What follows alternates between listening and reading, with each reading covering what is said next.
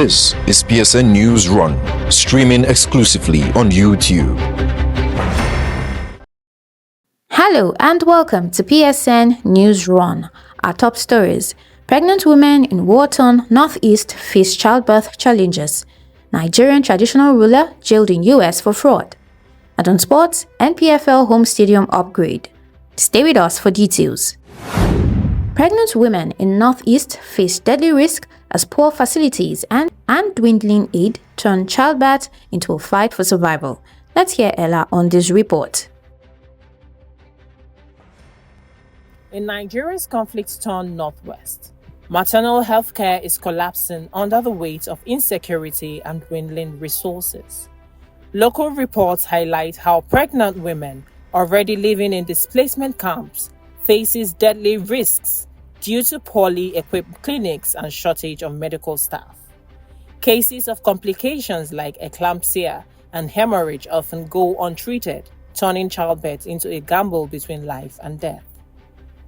International aid groups, once central to supporting healthcare in the region, have scaled back operations as funding dries up and Boko Haram's violence resurges. This has left community health centers overwhelmed and under-resourced. According to the World Health Organization, Nigeria now accounts for about a quarter of global maternal deaths.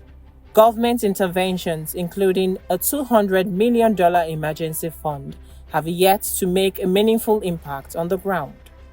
For many families, the crisis isn't just statistics, it's personal tragedy. Women are dying needlessly and children are being orphaned at birth. The worsening maternal health situation in the Northeast is a stark reminder of how conflicts and weak systems continue to cost lives, even in the most intimate moments of bringing new life into the world. Ella Okichukwu, PS News. A Nigerian monarch has been jailed in the United States over a loan fraud scandal that's stirring reactions at home and abroad. Joycelyn brings us details. A United States court has sentenced the Akpetu of Ikpetu-Modu, a traditional ruler from Osun State, to jail over a loan fraud case.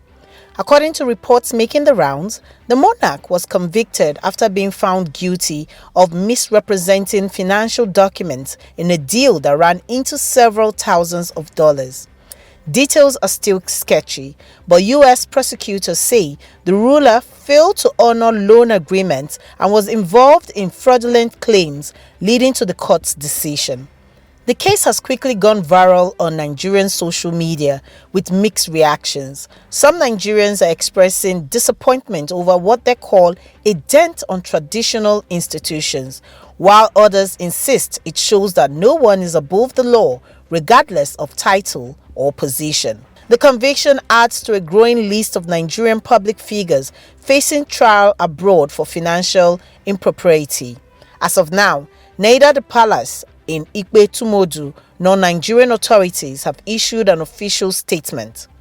But for many, this development raises wider questions about accountability and the image of Nigeria's traditional rulers on the global stage. Reporting for PS News, Joycelyn Ella Keche Ada. The Lagos coastal village of Akpakin is being swallowed by the ocean, leaving families homeless and heritage sites destroyed. Here's Ella with details. The village of Akpakin, one of Lagos State's historical coastal communities, has been devastated by severe ocean surges. Residents say rising tides have swallowed homes, fishing boats, ancestral graves, and even the traditional palace. What was once a thriving fishing settlement is now disappearing into the Atlantic. Experts point to a combination of climate change and massive infrastructure projects such as the Lekki Deep Seaport and the Dangote Refinery as major drivers of the worsening erosion. These projects, they argue, have altered natural wave patterns and left nearby communities vulnerable. For villagers, the human toll is heartbreaking.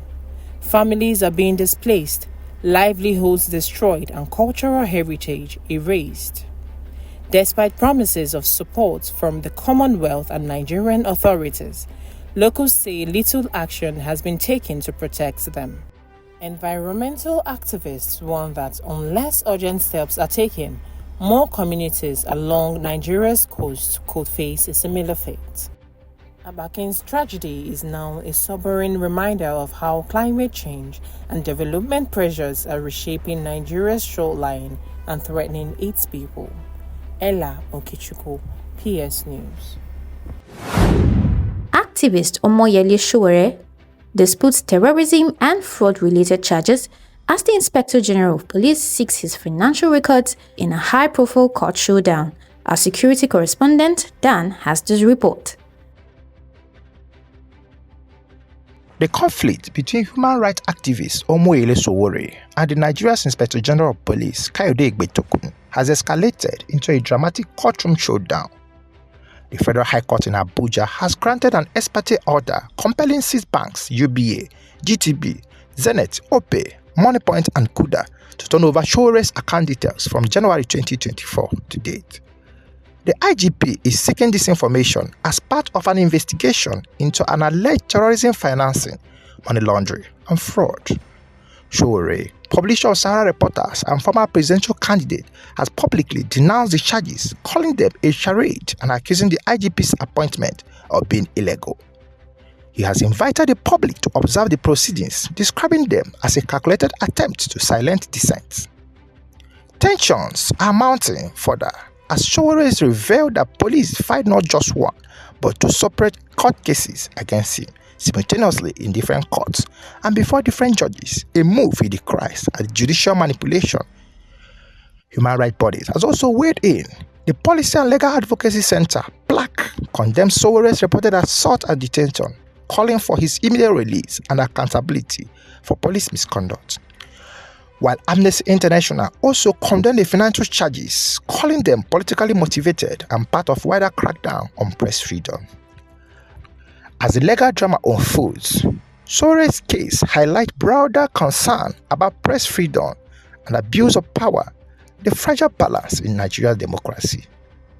This standoff between Sowore and the IGP isn't just one activist, but a test of Nigeria's commitment to justice and free expression. Daniel Okejeme, reporting for PS News.